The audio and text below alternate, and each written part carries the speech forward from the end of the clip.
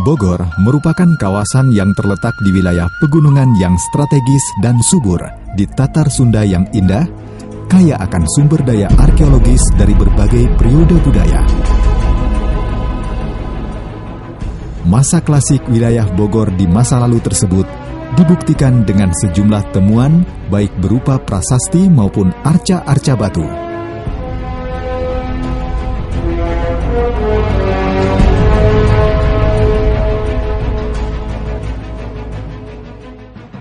Bogor yang syarat akan romantisme sejarah Indonesia di masa lampau, kota kecil yang telah menjadi saksi perjalanan panjang bangsa ini. Bogor ditilik dari sejarahnya adalah tempat berdirinya Kerajaan Hindu Tarumanegara di abad ke-5. Kerajaan Tarumanegara merupakan salah satu kerajaan tertua di Nusantara. Menilik catatan prasasti, raja tercatat sebagai penguasanya adalah Purnawarman. Bogor dijadikan pusat Pajajaran sejak Sri Baduga Maharaja menjadi Raja Pajajaran. Masa akhir kerajaan Sunda di Pakuan Pajajaran berlangsung selama 97 tahun, yang secara berturut-turut dipimpin oleh Sri Baduga Maharaja 1482 sampai 1521. Surawisesa 1521 sampai 1535. Ratu Dewata 1535 sampai 1543, Ratu Sakti 1543 sampai 1551, Ratu Nilakendra 1551 sampai 1567, Raga Mulia 1567 sampai 1579. Prasasti batu tulis. Batu dan benda-benda lain peninggalan kerajaan Pajajaran terdapat dalam komplek ini. Pada batu ini berukir kalimat-kalimat dengan huruf Sunda Kawi. Dulunya bekas apa, Pak? Prasasti ini dulunya bekas penobatan raja-raja Pajajaran di bawah kekuasaan Prabu Siliwangi dari tahun 1482 sampai 1535 ya. Jadi kaki ini bekas siapa?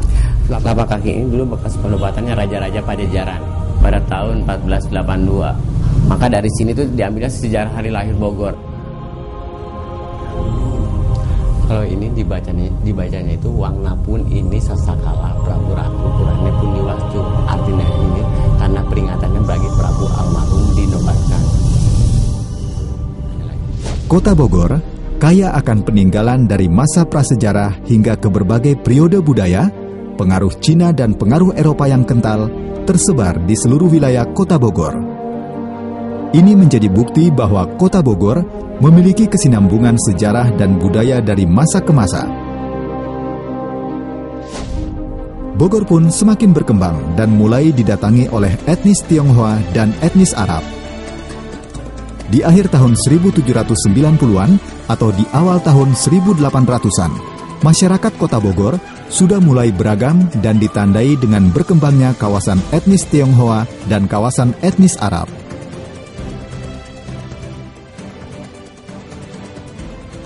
Keduanya berkontribusi dalam membentuk keragaman budaya Kota Bogor.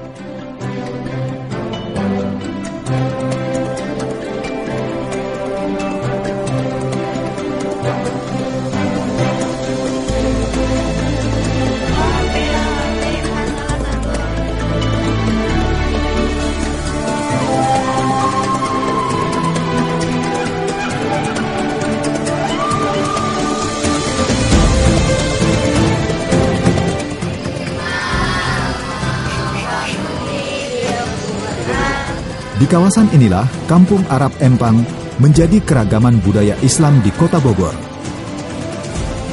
Salah satunya berdiri Masjid At-Tahiriyah sebagai masjid tertua di Kota Bogor.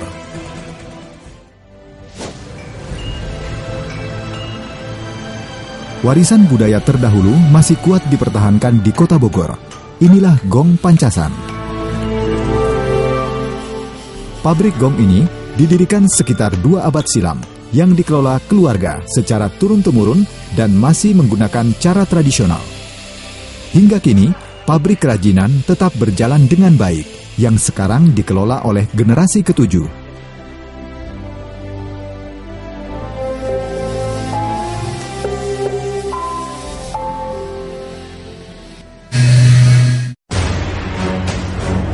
Pada tahun 1745, Gubernur Jenderal Gustav Willem Baron van Imhoff membangun Istana Bogor, seiring dengan pembangunan Jalan Raya Daendels yang menghubungkan Batavia dengan Bogor, yang kala itu bernama Buitenzorg. Karena alamnya yang segar dan sejuk, Belanda menjadikan kota Bogor sebagai pusat pendidikan, penelitian kehutanan, pertanian, dan perkebunan.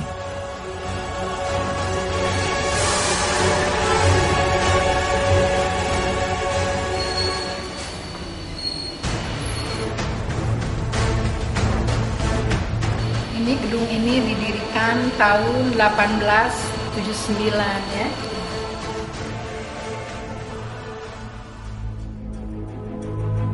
Ketika VOC bangkrut pada awal abad ke-19, wilayah Nusantara dikuasai oleh Inggris di bawah kepemimpinan Gubernur Jenderal Thomas Raffles yang merenovasi Istana Bogor.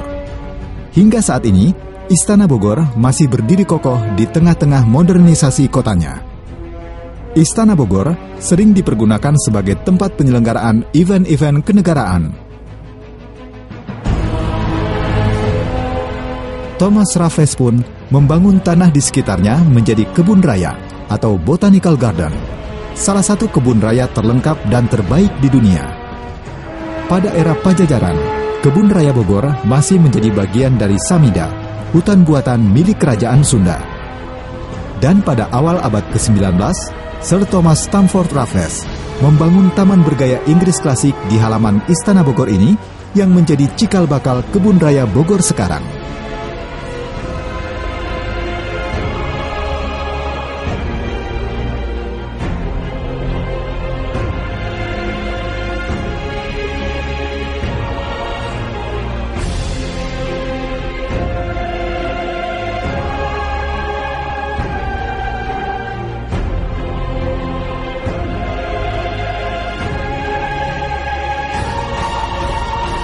Masih di kawasan Kebun Raya Bogor, terdapat Museum Zoologi.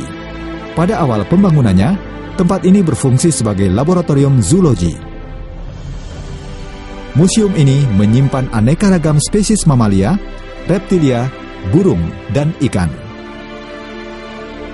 Salah satu peninggalan sejarah kolonial yang penting dan tidak bisa diabaikan sebagai jejak modernisme dan bukti adanya transfer pengetahuan adalah Herbarium Bogoriense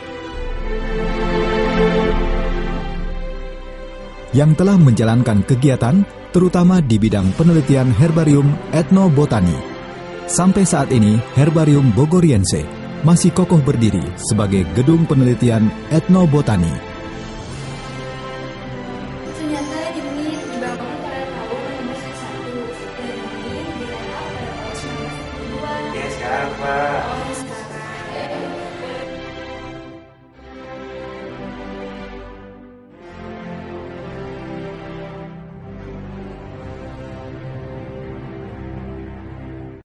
Di seberang Istana Bogor, terdapat Hotel Salak The Heritage yang didirikan pada tahun 1856 dengan nama Binnenhof Hotel. Hotel ini dahulu dijadikan sebagai markas militer Jepang atau Kempeitai. Hotel Salak The Heritage ini merupakan situs hotel tertua yang ada di Kota Bogor dari zaman penjajahan Belanda. Di samping Hotel Salak ini, terdapat kantor Wali Kota Bogor. Bangunan bergaya kolonial ini didirikan pertama kali pada 1868 dengan nama Societe. Setelah mengalami renovasi, gedung perkantoran ini juga menampilkan unsur Sunda pada bentuk arsitekturnya.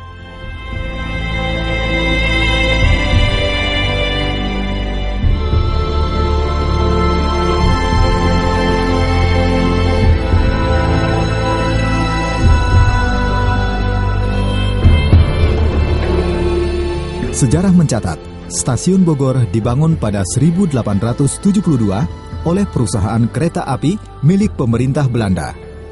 1 tahun sesudahnya, stasiun yang didesain bergaya arsitektur Eropa ini mulai efektif dioperasikan untuk umum dan menjadi stasiun tujuan akhir lajur Batavia Buitenzorg atau Bogor Jakarta sekarang.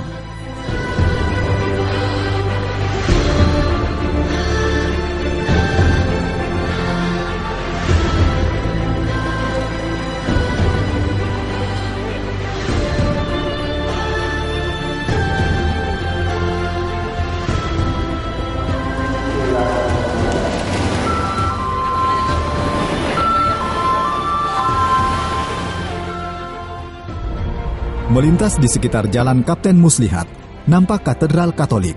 Bangunan ini memiliki gaya arsitektur neogotik yang bernilai seni tinggi. Gaya bangunannya merupakan salah satu yang terbaik selain memiliki arsitektur yang menawan. Gereja ini juga merupakan salah satu gereja tertua di Indonesia.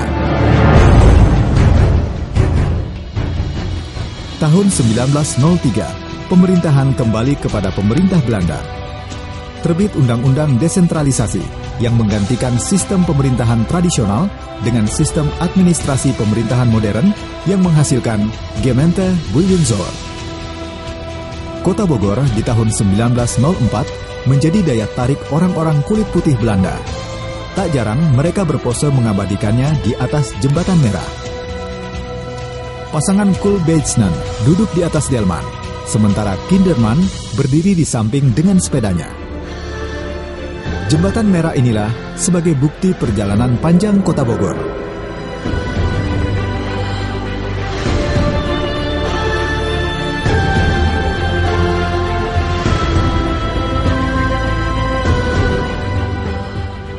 Kota Bogor terbelah oleh dua sungai besar, yaitu Sungai Ciliwung dan Sungai Cisadane.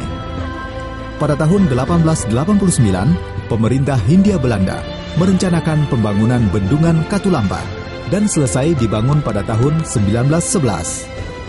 Bendungan ini mempunyai fungsi utamanya sebagai aliran irigasi dan juga sebagai fungsi kontrol dasar Sungai Ciliwung pemantau elevasi banjir Ciliwung di daerah hulu. Pada tahun 1925, dibentuk Provinsi Jawa Barat atau Provinsi West Java yang terdiri dari 5 karesidenan, 18 kabupaten, dan kota praja atau Staatsgemeente. Buitenzorg menjadi salah satu Staatsgemeente.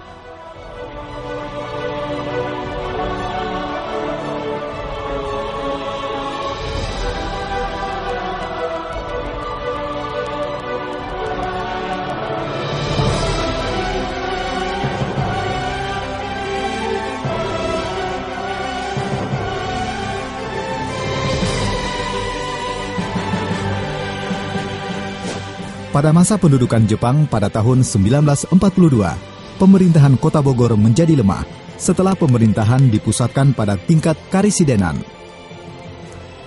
Sekitar 2 tahun sebelum kemerdekaan RI, bangunan ini pernah digunakan sebagai pusat pelatihan pasukan pembela tanah air atau PETA yang saat itu masih di bawah kontrol Jepang.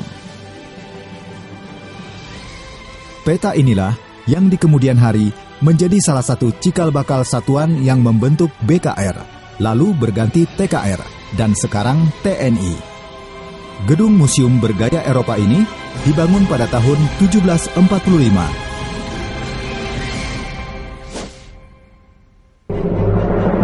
Berawal dari didirikannya Laboratorium for Agrogeology and Ground Onderzoek sebagai bagian dari Landsplantentuin Kebun Raya Bogor oleh pemerintah Belanda pada tahun 1905, yang kemudian menjadi Bodemkundig Instituut tahun 1942 pada masa penjajahan Jepang, berubah nama menjadi Doziobu, dan saat negara Republik Indonesia baru saja diproklamirkan. Sampai saat sekarang, gedung ini digunakan sebagai museum tanah.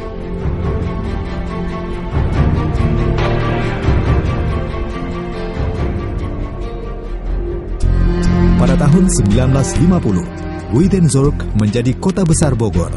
Pada tahun 1957, nama pemerintahan diubah menjadi Kota Praja Bogor. Pada tahun yang sama, Museum Perjuangan Bogor didirikan melalui musyawarah para tokoh pejuang karesidenan Bogor yang meliputi kota dan kabupaten Bogor, Sukabumi, Cianjur, dan Depok.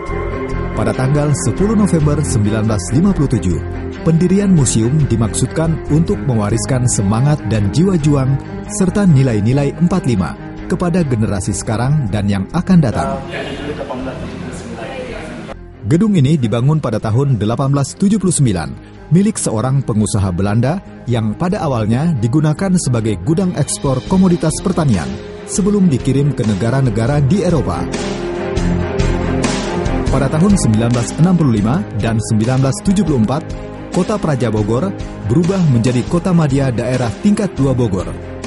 Kotamadya Bogor berubah menjadi Kota Bogor pada tahun 1999 dengan berlakunya Undang-Undang Nomor 22 Tahun 1999. Kini kota yang terletak 56 km selatan Kota Jakarta, Ibu Kota Republik Indonesia, dan 130 km barat Kota Bandung, Ibu Kota Provinsi Jawa Barat, berkembang menjadi kota yang mengesankan dengan unsur kota yang dinamis, sejuk, indah dan nyaman, serta mudah diakses dengan berbagai macam moda transportasi. Kota Bogor menjadi kota urban yang secara geografis dikelilingi oleh bentangan pegunungan. Kota Bogor menjadi kota pendidikan, memiliki berbagai fasilitas pendidikan dan balai, serta penelitian ilmiah, khususnya di bidang kehutanan, pertanian, perkebunan, dan peternakan. Kota Bogor kini berkembang dengan mempertahankan kerindangan alamnya, serta perekonomian yang terus tumbuh. Dengan slogan, Kota Jasa yang Nyaman dengan Masyarakat Madani dan Pemerintahan yang Amanah, Kota Bogor akan memenuhi fungsinya sebagai kota permukiman, kota wisata ilmiah, dan kota pendidikan. Kota Bogor sangat berpotensi menjadi kota jasa konvensi yang menyelenggarakan kegiatan nasional maupun internasional. Kota Bogor masa depan menjadi harapan bagi negeri ini untuk kesejahteraan rakyatnya. Jaga kearifan lokal Kota Bogor untuk warisan generasi anak cucu kelak yang lebih baik.